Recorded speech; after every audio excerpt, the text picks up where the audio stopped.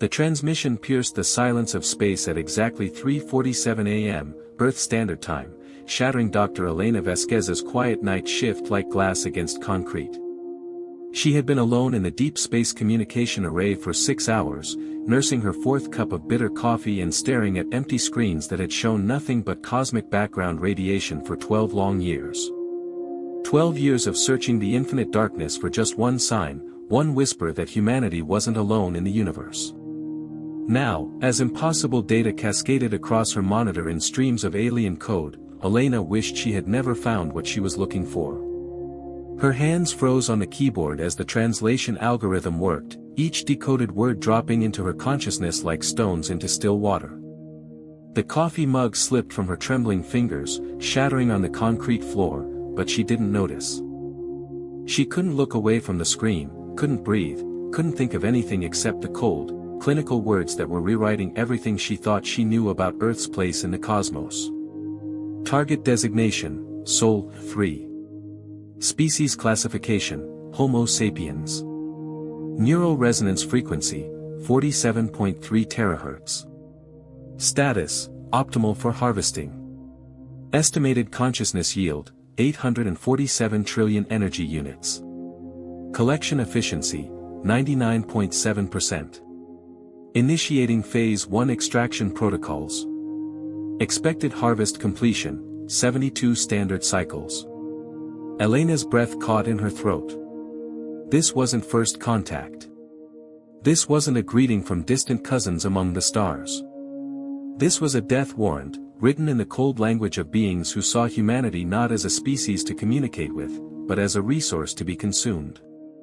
They had discovered Earth's secret, the one thing that made humans unique in a galaxy full of intelligent life, the extraordinary power of human consciousness itself. While other species dreamed simple dreams of survival and comfort, humans dreamed of impossible things. They dreamed of justice in an unjust universe, of love that transcended death, of hope even in the face of absolute despair. That capacity for transcendent thought, for emotions that burned brighter than stars, generated a form of energy unlike anything else in the known universe. And now something ancient and hungry was coming to harvest it all. Elena's shaking hand reached for the emergency phone, but before her fingers could touch the receiver, every light in the facility died. The hum of electronics faded to silence. Through the reinforced windows of the observation deck, she saw them descending through Earth's atmosphere like falling angels of death, dozens of ships, sleek and predatory, their hulls gleaming with an inner light that hurt to look at directly. The invasion had already begun, and humanity had no idea what was coming for them.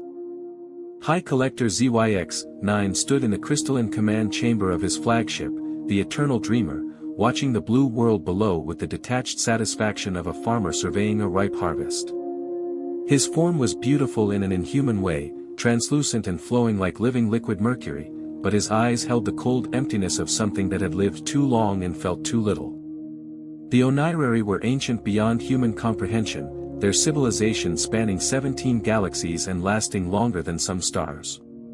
They had evolved beyond the need for physical sustenance, beyond the messy complications of emotion and instinct. They survived on something far more refined, the pure energy of conscious thought, the electrical poetry of dreams and hopes and fears. Status report, second, ZYX-9 commanded, his voice a harmony of crystalline tones that resonated through the ship's neural network. Vex-7 materialized beside him, her form rippling with anticipation. Landing sites secured across all major population centers, High Collector. Collection nodes are deploying over New York, London, Tokyo, Moscow. Initial consciousness scans confirm our long-range analysis. This species generates neural energy at unprecedented levels. Their capacity for complex emotion, for irrational hope in the face of certain doom, for love that defies logic itself, it's extraordinary. ZYX-9's form shimmered with something that might have been satisfaction if he were still capable of such crude emotions. Begin the extraction. Start with the young ones, their dreams burn brightest. We shall drain this world of every thought, every hope, every whispered prayer. When we are finished, they will be empty shells, and we will be sustained for another 1,000,000 years. But as the first collection nodes activated in cities across Earth, as the invisible beams of neural extraction began to probe human minds, something happened that the ancient Onirari had never encountered in their eons of harvesting across the galaxy. The humans didn't simply submit to the process like every other species. They didn't fade quietly into mindless oblivion. They fought back, and they fought with something the aliens had forgotten existed: the power of connection, the strength that came from refusing to face the darkness alone. In a cramped apartment in New York City, 8-year-old Maya Chen felt the strange tingling in her head as the collection node descended over her building like a mechanical spider. The alien device latched onto her mind with invisible tendrils, beginning to drain away her thoughts, her memories, her dreams of becoming an astronaut and touching the stars. But Maya was not alone. Her mind, bright and fierce and utterly refusing to surrender, reached out instinctively for comfort, for connection, for the warmth of other human souls. Across the hallway, Mrs. Patterson, who had been Maya's babysitter since she was 3, felt the child's terror and responded with a mother's protective fury. Down the hall, Mr. Kim, who had survived the Korean War and had never spoken of it to anyone, felt the little girl's fear and added his own stubborn refusal to break. One by one, mind by mind, the connections spread. Through the apartment building, across the street, through the neighborhood, the city, the continent. 7 billion human minds, each one unique, each one precious, began to link together in a spontaneous network of shared consciousness that defied every law of physics the Onirari understood. Dr. Elena Vasquez crouched in the emergency bunker deep beneath NORAD, watching displays that showed impossible things happening all across the planet. General Marcus Stone, a career soldier who had seen 3 wars and thought he understood the limits of human endurance, stood beside her with his mouth hanging open in disbelief. "Jesus Christ, Elena," he whispered, staring at the global neural activity readings that were spiking beyond anything ever recorded. "What the hell is happening to us?" Elena's voice trembled with wonder and terror in equal measure. "They're not just fighting back, Marcus. They're evolving. The harvesting process, it's triggering something in human consciousness, something that was always there but dormant, waiting for the right catalyst." She pointed at the screens showing synchronized brain wave patterns across entire continents. "Look at this. Children in Tokyo are sharing memories with grandparents in New York. A physicist in London just solved a quantum equation by accessing the collective knowledge of every human mathematician on Earth. They wanted to steal our minds, but instead they've awakened something incredible." General Stone rubbed his weathered face, trying to process what he was seeing. "Are you telling me that every human being on the planet is becoming telepathic?" "Not just telepathic," Elena breathed, her own mind beginning to feel the edges of that vast network of consciousness pressing against her thoughts. "We're becoming something new. Something that's never existed before in the universe." High Collector ZYX-9 felt the first tremors of something he hadn't experienced in millions of years: fear. His harvesting reports were coming in from across the planet, and none of them made sense. The humans weren't dying as their neural energy was extracted. Instead, they were growing stronger, their consciousness expanding beyond the boundaries of individual minds like a wildfire spreading across a dry forest. "This is impossible," he hissed to his second, his crystalline form flickering with distress. "No species has ever resisted the collection process. Their minds should be empty shells by now, drained of every thought, every dream, every spark of awareness." Vex 7's voice carried notes of alarm that hadn't been heard in Onirari communication for eons. "High Collector, our collection nodes are reporting massive energy feedback. The humans aren't just resisting the extraction, they're overloading our systems. 3 of our harvesters have experienced complete neural cascade failures. The consciousness energy they're generating, it's beyond our ability to contain." For the first time in his ancient existence, ZYX-9 felt something cold and alien crawling up his spine. "Show me." The holographic display materialized between them, showing the neural energy patterns radiating from Earth. What ZYX-9 saw defied everything the Onirari thought they knew about consciousness.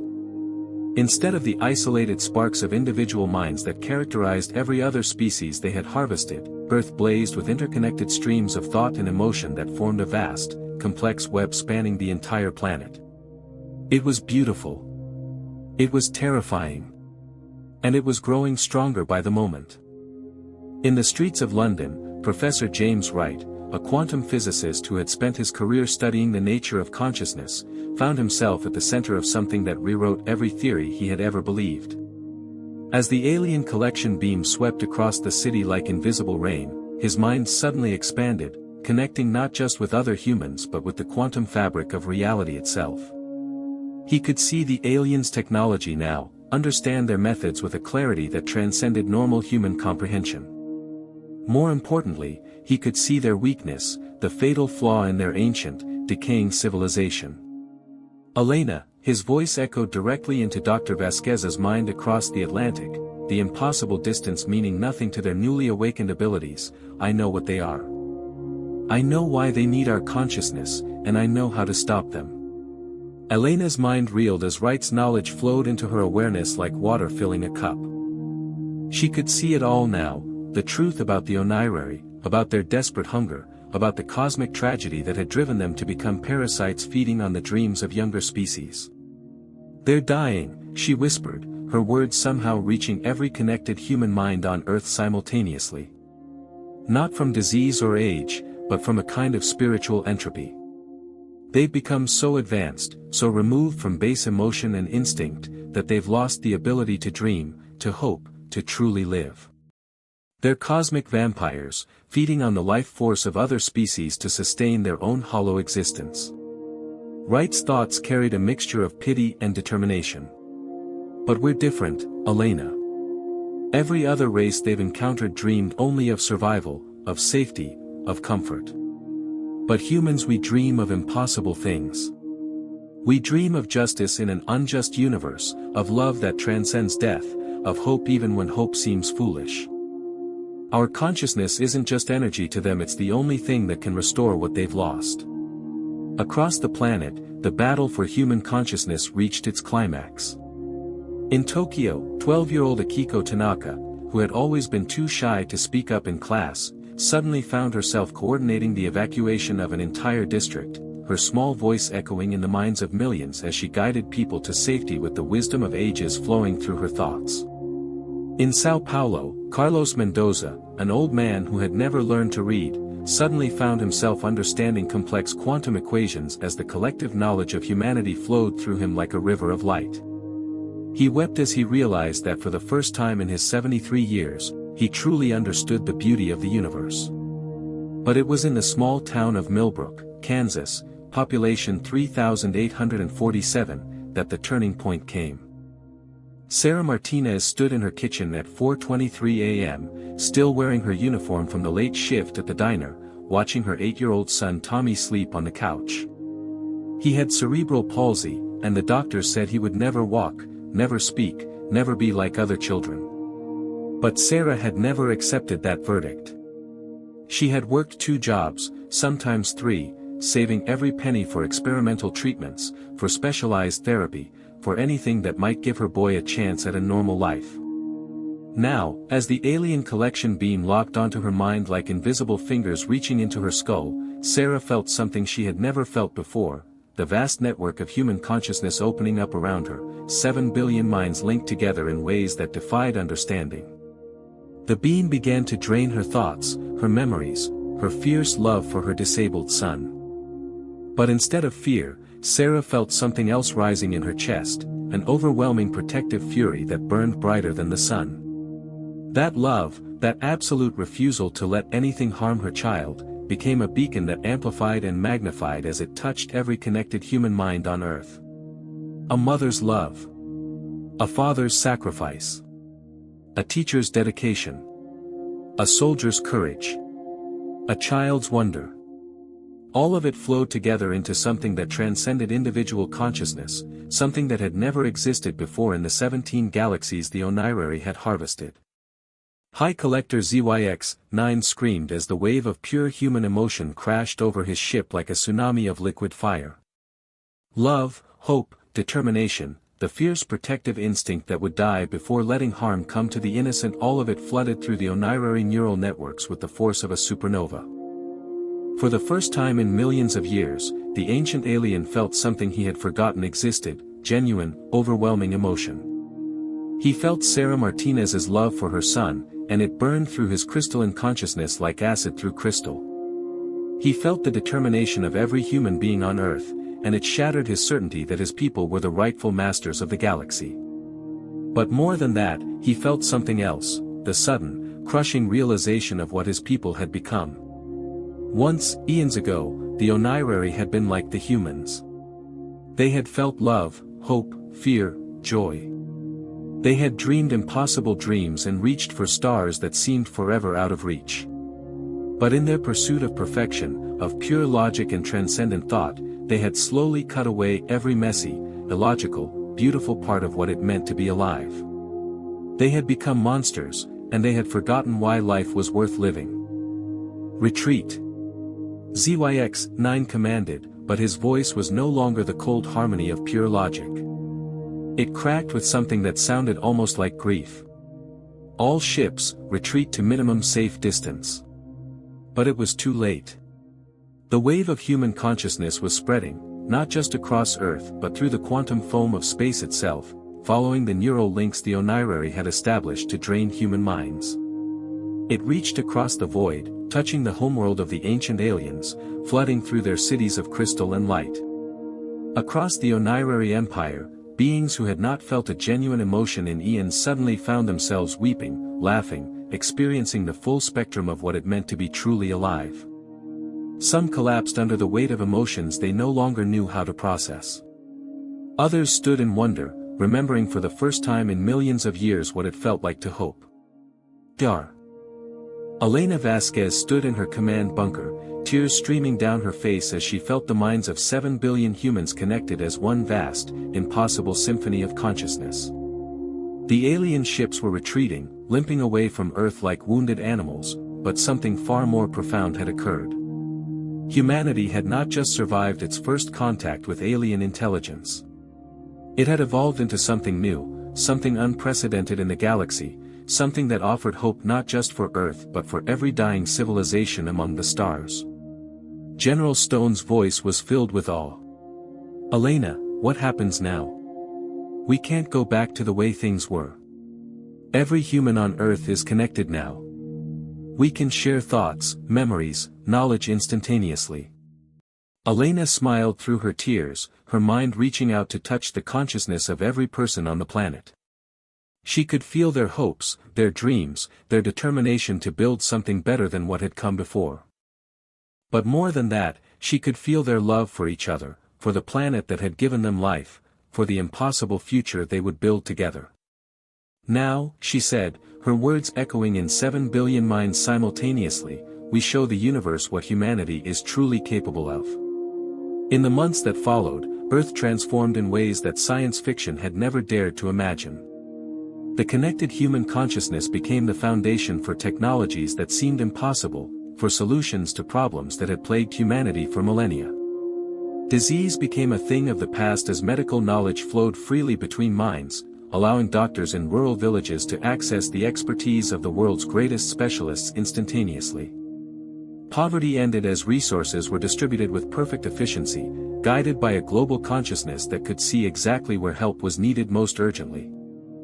Wars became impossible when soldiers could feel the pain and fear of their enemies as if it were their own, when the artificial boundaries that had divided humanity for centuries dissolved in the face of shared consciousness and mutual understanding. But the greatest change came when humanity turned its attention to the stars. The same consciousness network that had saved them from the Onirary became the foundation for technologies that transcended the known laws of physics. Ships that traveled not through normal space but through the quantum dimensions of pure thought itself. Communication systems that could reach across galactic distances instantaneously. Weapons that could heal instead of harm, turning the very concept of violence into something obsolete. When the first human expedition reached the Onirary homeworld 18 months later, they came not as conquerors but as healers. The ancient aliens, their own consciousness reawakened by contact with human emotion, welcomed them with something their species had not felt in eons, gratitude mixed with shame. High Collector ZYX-9 no longer bore that title. The rigid hierarchy of the Onirary had crumbled when emotions returned to their society, replaced by something messier but infinitely more beautiful, a community of beings learning to live and feel again. He stood before Elena Vasquez in the great crystal city of his homeworld, his translucent form now flickering with warmth that had nothing to do with energy consumption and everything to do with genuine joy. "We came to your world to harvest your dreams," he said, his voice no longer the cold harmony of pure logic but touched with something beautifully imperfect, emotion, raw and unfiltered and completely authentic.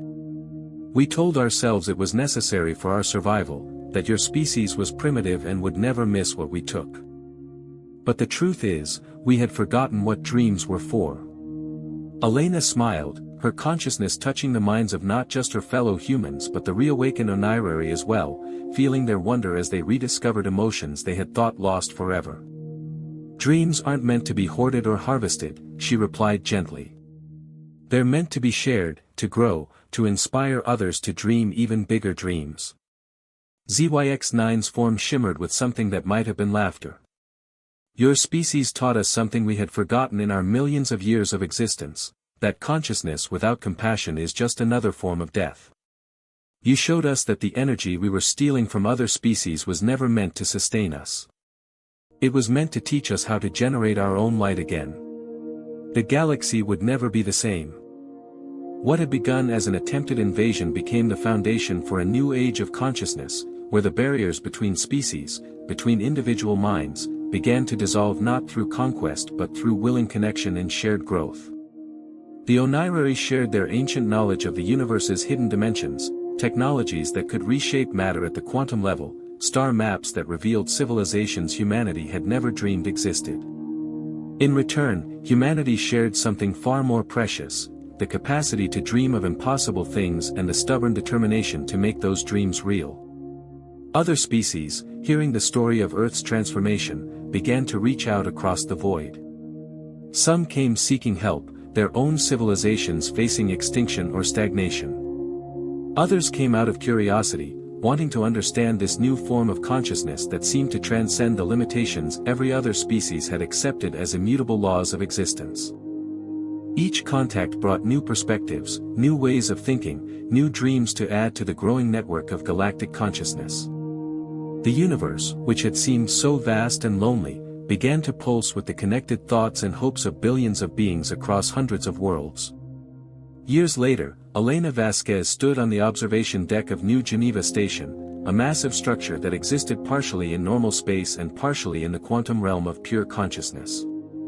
It was the first truly interstellar city, home to humans, Onirary, and 17 other species that had joined the growing network of connected minds. Through the transparent aluminum windows, she could see ships arriving from across the galaxy, sleek Onirary vessels that moved like liquid light, the geometric craft of the logical synthesii, the living bioships of the empathic Verdani. Each species brought their own unique perspective to the growing tapestry of galactic consciousness. A small hand tugged at her sleeve, and Elena looked down to see Maya Chen, now 12 years old and serving as Earth's youngest ambassador to the Galactic Consciousness Council. The girl's eyes held depths of knowledge that would have been impossible before the awakening, but they also held something beautifully, wonderfully human, curiosity about what lay beyond the next star. "Ambassador Vasquez," Maya said, her voice carrying the formal tones of her diplomatic training but warm with genuine affection, "the Exploration Council is ready for your input on the Andromeda expedition. They've detected consciousness signatures in the neighboring galaxy, and they want to know if humanity is ready to make contact."